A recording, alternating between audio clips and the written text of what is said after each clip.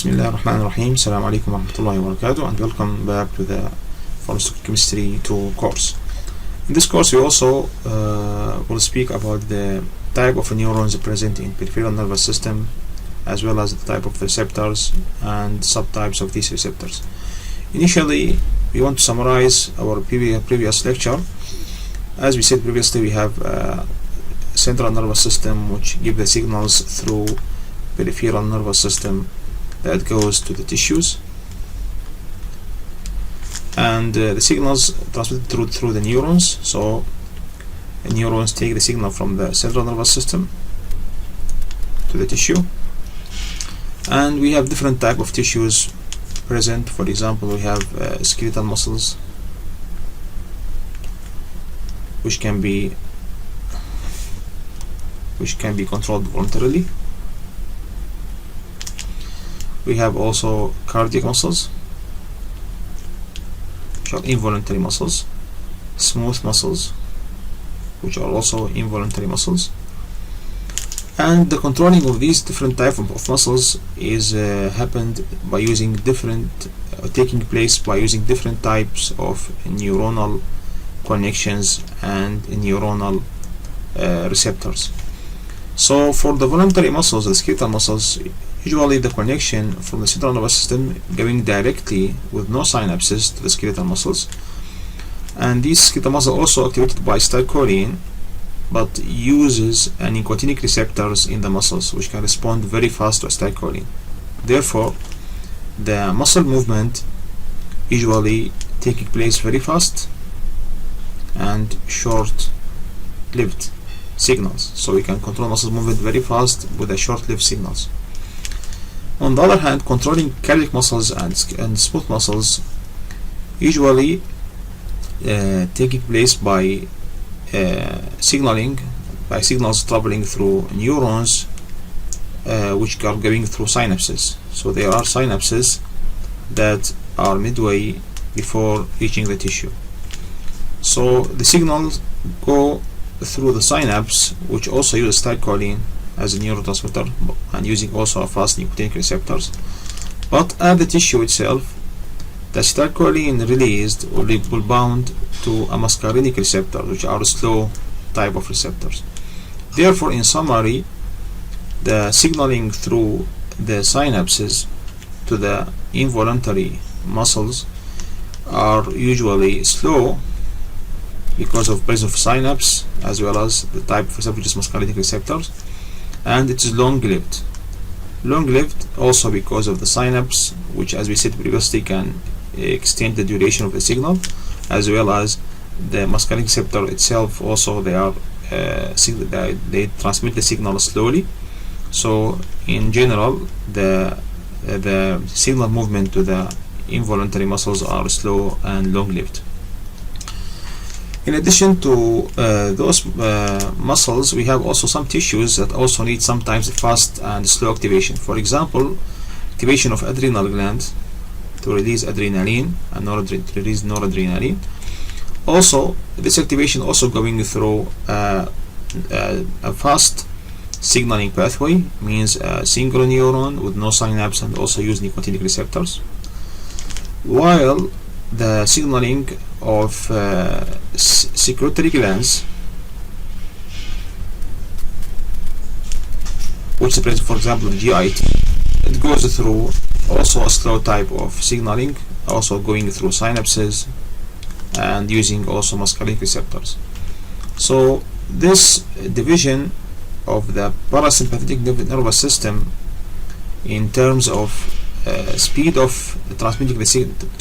signal transmission, as well as the life of this signal, can give you an idea on how the central nervous system controls the terminal tissues using different types of signaling pathways to give you an optimum speed and life long of the signal. Now we're going back to our slides, and in this slide we said that the skeletal muscles, they have nicotinic receptors, while smooth muscles usually have muscarinic receptors. As you can see, the signaling through the muscarinic receptors, through the signaling to the skeletal muscles going through no synapse directly to the skeletal muscle, while for the signaling of smooth and cardiac muscles it goes through the synapse. So as we said, the signaling will be slower for the smooth and cardiac muscles compared to skeletal muscles. Here you can also see that the adrenal gland is activated through also a fast single neurons using nicotinic receptors, as we said previously. And you can see also here for the sympathetic nervous system, the activation of the smooth and cardiac muscles using adrenal receptors as a terminal receptors, also going through synapses. So for these actions which are controlling the smooth muscles, cardiac muscles, or the secretory glands, usually these needs slow actions and long-lived signals, so usually they are going through synapses. So as we said previously also, the fast acetylcholine receptors which are present in the skeletal muscles and in the synapses belongs to the ligand-gated ion channel. So these ligand-gated ion channels act like switches which can be used, which are respond to acetylcholine to transmit the signal to the affected tissue or to the postsynaptic neuron. While acetylcholine receptors of muscarinic types, they belong to G protein coupled receptors, and these receptors we will also discuss next. They are a slow type of receptors and also respond to acetylcholine. So these slow receptors are present in involuntary tissues.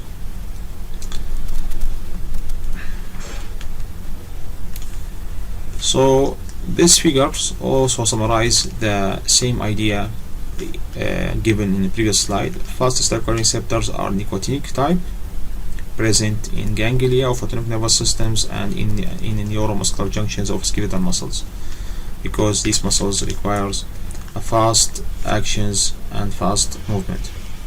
While slow acetylcholine receptors like or muscarinic receptors are present in involuntary muscles, so they are controlled usually by slow motions, like in smooth and cardiac muscles as well as in some secretory glands. In order to understand the differences between these type of receptors, we have to revisit the classification of drug receptors or molecular receptors in the body. So the molecular receptors or drug receptors in the body can be classified into two main types, which are enzymes or switches.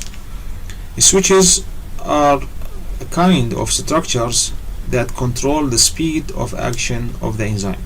So usually enzyme is a catalyst in a reaction which can convert any substance to a product in the body.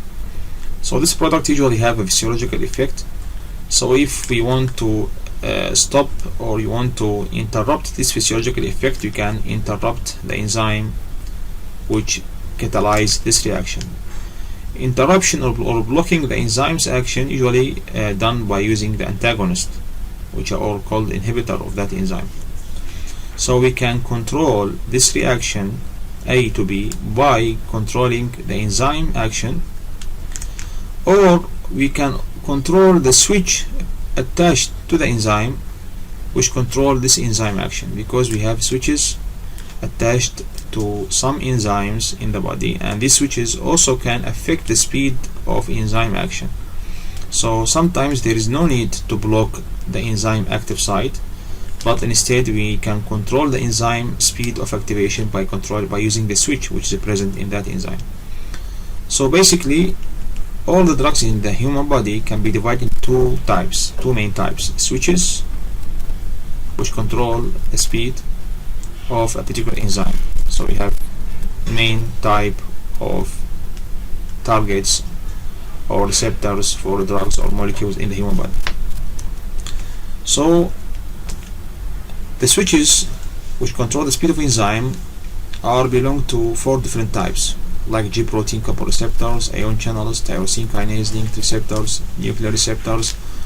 All of these are switches. Examples of G protein coupled receptors are muscarinic receptors, beta-adrenergic receptors. All of these are of G protein coupled type. Nicotinic receptors belong to the ion channels, ligand-gated ion channels.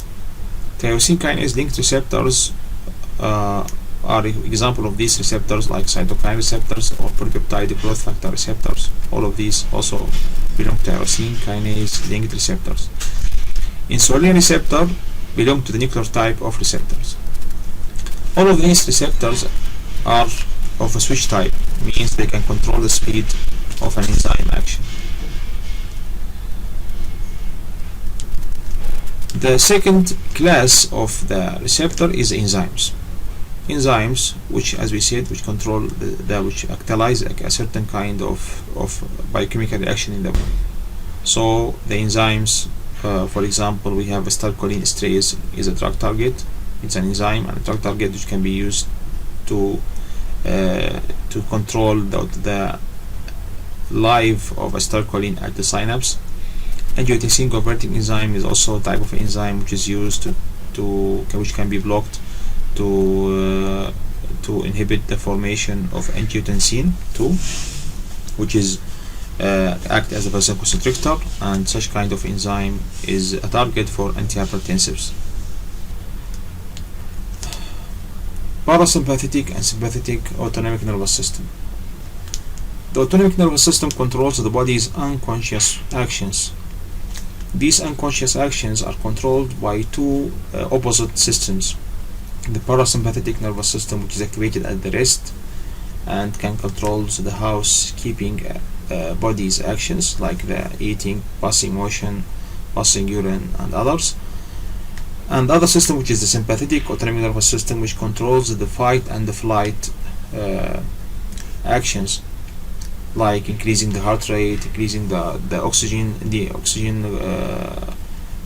the circulation, reducing the digestion, increasing adrenaline release, so preparing the body for fight or flight. So let's have a look on the actions of parasympathetic nervous systems on different tissue. For example, the activation of the parasympathetic nervous system will cause constriction of the pupil of the eye to make the eye adapted for the close vision. Also, the activation of the system will increase the secretion of the saliva from the salivary glands to fasten the food digestion. There is no need for high heart rate, so the heart rate will be slower. Oxygen demand also is low, so there will be a bronchoconstriction in the lung. Stomach will release the digestive enzymes. Liver will release the bile acids to facilitate the fatty acid absorptions. Peristaltic movement are activated, so the motion of the food through the intestine is activated, and also the passing motion is also activated. Passing urine also is activated, so the bladder is constricted by activation of the parasympathetic nervous system. All of these are actions taking place at rest when there is no threat, while opposite actions take place if the person is in a threat. So at threat, the person will be in a fight or flight action. So in these cases, in the threatened situation, we need wider vision, so the pupil of the eye is dilated to adapt the eye for a wider vision, to can see all objects around. Also, in the fight or flight, there is no need for any digestion or passing motions, so all of these actions that will be inhibited, like inhibiting the release of the saliva, inhibiting the release of the gastric acids, inhibiting the release of the bile acids, inhibiting the peristaltic movements. All of these will be inhibited. Also inhibiting the bladder contraction, so there is no passing of urines. On the other hand, as you can see, the heart rate is activated, so the person needs higher blood flow to the muscles so the person in this case needs also a higher oxygen to combust as much as can of the glucose.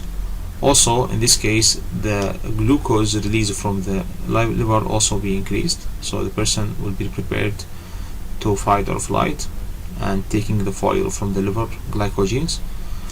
Also the release of adrenaline and noradrenaline from the adrenal glands also is stimulated to prepare different tissues for the effect of adrenaline and noradrenaline. So as you can see, the sympathetic nervous systems preparing the body for a fight or flight. Signal transduction at the acetylcholine neuronal synapse. The first stage involves the synthesis of acetylcholine in the presynaptic neuron. This biosynthesis is taking place by the reaction of acetyl coenzyme A with the choline, catalyzed by choline acetyltransferase enzyme, which catalyzes the transformation of acetyl from acetyl-CoA to choline to form acetylcholine. Then, after formation of acetylcholine, acetylcholine will be packaged in vesicles.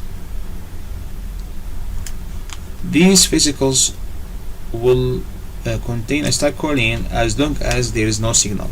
Once the nerve signals reaches the neuronal termini, the calcium ion channels will be opened and the intracellular calcium will be increased. If the intracellular calcium is increased, this will induce fusion of vesicles with the membrane. So the vesicles will fuse with the membrane and the content of the vesicle will be ejected into the synapse. Acetylcholine in the synapse can bind to the postsynaptic receptors as well as the presynaptic receptors. Also, the acetylcholine in the synapse will have a half-life determined by the activity of acetylcholine esterase. This enzyme digests the acetylcholine in the synapse to terminate the signal. As fast as this acetylcholine esterase is acting, the signaling will be shorter. So acetylcholine esterase will digest acetylcholine into acetic acid and choline. Choline itself is a useful material, so it will be reabsorbed back into the presynaptic neuron and used for the further release of acetylcholine. As you can see in this figure, the acetylcoenzyme A reacted with the choline by the activation of choline acetyltransferase to form acetylcholine. Acetylcholine is packaged into the vesicles. Once the signal reaches the terminal of the neuron, the calcium ion concentration in the terminal will be increased, which will induce a fusion between the vesicles and the membrane. Once the vesicle membrane fuses with the cell membrane, the content of the vesicles will be ejected into the synapse. In the synapse, this acetylcholine can bind the postsynaptic neuron. It can also bind the presynaptic neuron to cause a feedback of further release of acetylcholine, and the signal will be transmitted to the postsynaptic neuron by this receptor. The life of the acetylcholine in the synapse is determined by the activity of acetylcholine esterase. This enzyme will catalyze the digestion of acetylcholine into choline and acetic acid. So once acetylcholine is digested by acetylcholine esterase into choline and acetic acid, the activity of acetylcholine will be terminated and there will be no further signaling to the postsynaptic neuron. The choline itself, as we said, is a useful material and can be reabsorbed back into the presynaptic neuron to be reused again for the synthesis of acetylcholine. If we look to the synapse, we can see that the presynaptic neurons, which reads acetylcholine, have in itself different type of receptors. It have acetylcholine receptors. These acetylcholine receptors will have a feedback effect which prevent the further release of acetylcholine. The presynaptic neuron also have receptors for noradrenaline. These noradrenaline receptors also act as inhibitor for the further release of acetylcholine.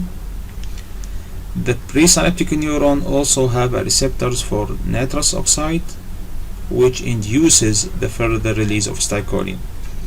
So the presynaptic neurons has three types of receptors: acetylcholine, noradrenaline, and nitrous oxide. How we can control the autonomic nervous system? If you look to the synapse, we have different targets that can be used to control the autonomic nervous system. We have a postsynaptic receptor, which is of a switch type, which can be used to control the signal propagation to the postsynaptic neuron. We also have an enzyme which controls the lifespan of acetylcholine in the synapse. So if we have an agonist that can bind to the postsynaptic neuron, or if we have an inhibitors that can inhibit acetylcholine esterase, we will extend the signal to the postsynaptic neurons. So cholinomimetics means those compounds which are mimicking the acetylcholine activation, either those that can act as agonist to the postsynaptic receptor, or those that act as inhibitors of acetylcholine esterase.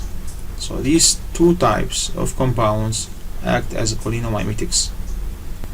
Types of cholinergic receptors. Receptor types, we have two types of receptors: the muscarinic receptors and nicotinic receptors. Muscarinic receptors are present in smooth and cardiac muscles and can be activated by the muscarine.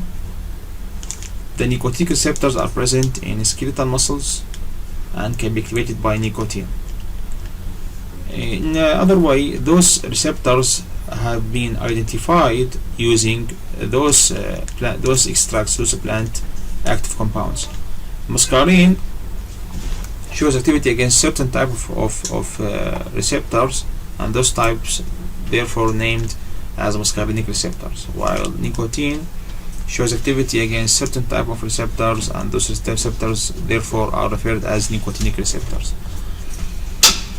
So why muscarine only acts on muscarinic receptors and nicotine acts only on nicotinic receptors, while acetylcholine can act on both types of receptors?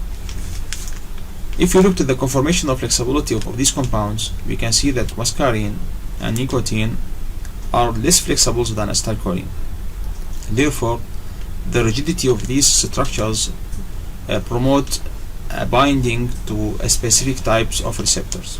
So muscarine can bind only to muscarinic receptors, and nicotine can bind only to nicotinic receptors, because these compounds are less flexible, while acetylcholine, which is highly flexible, can bind to both types of receptors. Therefore, acetylcholine is non-selective. So we can formulate a general rule which says that as long as the compound flexibility is reduced, the selectivity of the compound will be increased. The compound will be more selective. The less flexible compound is more selective. The more flexible compound is less selective. Therefore, the more rigid is the molecule, the higher is the selectivity. But the rigid molecule is selective to which type of receptor, muscarinic or nicotinic? This is determined by the distance between the ester oxygen in the compound and the quaternary amine. If the distance is around 4.4 angstrom, this molecule will most likely act on muscarinic receptor. While if the distance between the ester oxygen and the quaternary amine is about 5.9 angstrom, this molecule most likely will act on nicotinic receptor. So the selectivity is determined by the rigidity of the molecule as well as the distance between the ester oxygen and the quaternary amine in the compound.